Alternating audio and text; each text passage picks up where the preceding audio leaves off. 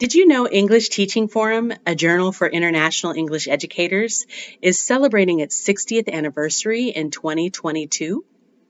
My name is Jamila Barton, and as a part of Forum's 60th anniversary celebration, we're getting to know the Forum authors who are presenting for American English Live Webinar Series 13, hosted on Wednesdays at 8 a.m. and 1 p.m. Eastern Time.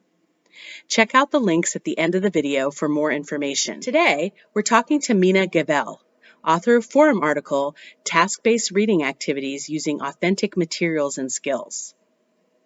You can watch her webinar live on March 2nd, 2022 at 8 a.m. and 1 p.m. Eastern Time from American English for Educators Facebook page.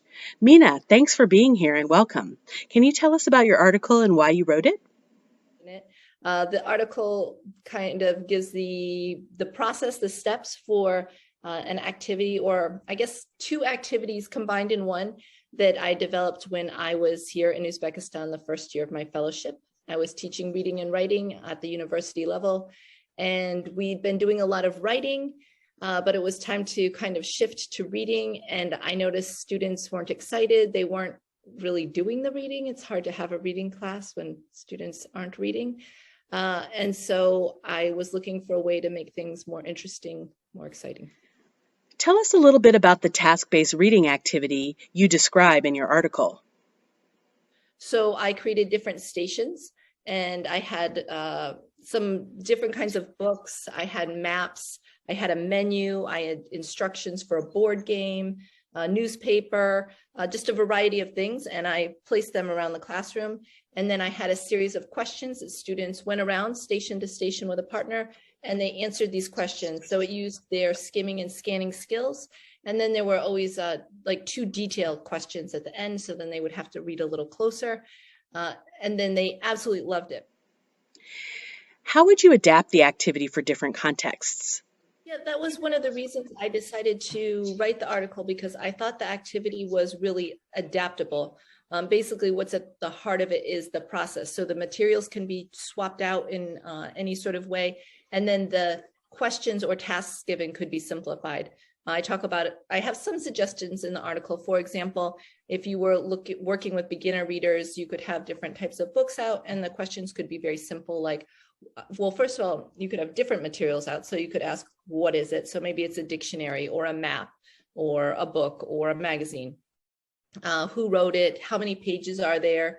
And then maybe a question in it could be something about a picture, an image in it. So something that didn't involve any kind of high level reading.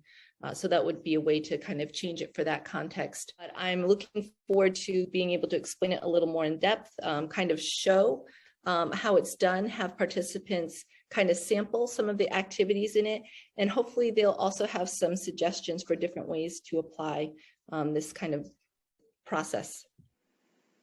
What advice would you give to someone who's thinking about writing a forum article?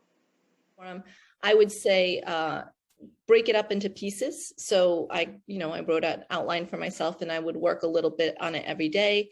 And then also, I think something that can be overwhelming is, when you're doing this type of writing, every time you make a statement about pedagogy or something like that, you need to back it up with some evidence. And so if you try to, each time you say that, support it with evidence, you'll never get anywhere. So kind of leaving a space for that, continuing your writing in your rough draft, and you can come back later with your evidence and support if you don't have it at hand. Thank you for watching this video. It was a pleasure to have you with us today to celebrate Forum's 60th anniversary and learn more about Mina Gavell and the Forum article she wrote. Click the links at the end of this video to read the article and check out the presentation.